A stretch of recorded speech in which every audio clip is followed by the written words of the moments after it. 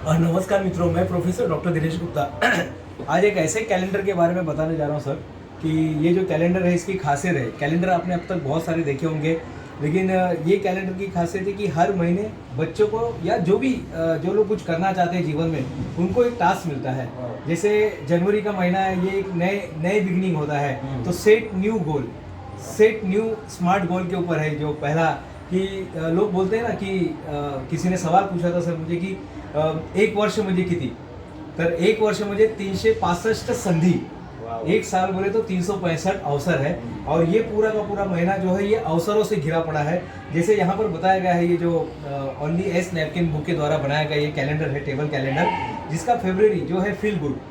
ये एक जब तक हम फील गुड नहीं करेंगे हम कोई काम नहीं कर सकते। तो सबसे पहले जैसे हमारे अटल बिहारी वाजपेयी साहब बोला करते थे, फील गुड का उन्होंने एक नारा दिया था। तो यहाँ पे फेब्रुअरी का जो दिया गया है फील गुड। फिर मार्च जो होता है ये परीक्षा का होता है, या हर एक के लिए, या जो टैक्स का जो काम करते हैं, टैक्स के होते हैं, कंपनी में ऑडिट होता है मार्च का महीना, तो और बच्चों का एग्जाम शुरू होता है, तो ये फोकस का महीना होता है कि भाई अभी सब कुछ छोड़ के फोकस हो जाइए, सब काम छोड़ के। उसके बाद आता है अप्रैल। अप्रैल आता है टेक एक्शन। अब यहाँ पर एक्शन लेना है, जो हमने फोकस किया, जो सीखा, अप्रैल महीना टेक एक्शन का। तो ये पूरा 30 दिन जो है ना ये एक्शन लेना है।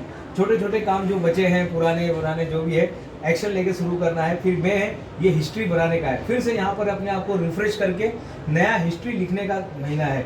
फिर जून, एक नया, हमारे स्कूल वालों के लिए भी एक नया साल की शुरुआत होती है, न्यू माइंडसेट। जुलाई जो है वर्क, पढ़ाई।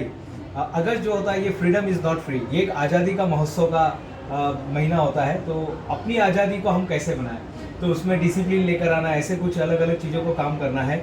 सितंबर जो होता है ये पार्टनरशिप विद गॉड, इसमें बहुत सारे हमारे त्यौहार आते हैं, तो हम ईश्वर के साथ पार्टनरशिप करके काम कर सकते हैं। अक्टूबर जो होता है ये वैल्यू क्रिएट करने का है। एरिस्टॉटल हमेशा बोलते थे सर कि don't become a man of success, become a man of value. जब हम वैल्यू क्रिएट करते हैं समाज में तो हम लोग कुछ अलग बन जाते हैं। नवंबर जो होता है ब्रेक ऑन लिमिट, अपने लिमिट को तोड़ने का महीना है। अमी काहीतरी ना मन में ठान कर चल रहा है, मैं तो लड़की हूँ तो मैं इतना ही काम कर सकती हूँ, मैं तो बच्चा हूँ तो मैं इतना ही काम कर सकता हूँ, मैं तो गांव में रहता तो मैं इतना ही काम कर सकता हूँ, या हम लोग ऐसे तो हम लोग ऐसे ही कर सकते हैं। लेकिन वो सारे मान्यताओं को तोड़कर एक नया बनाने का जो महीना है नवंबर का है। और दिसंबर आता है खुद को एनालाइज करने का। ये जो महीना होता है दिसंबर का, यहाँ पर एनालाइज करना कि मेरा पिछला साल कैसा गया और नए साल की तैयारी में क्या करूँ।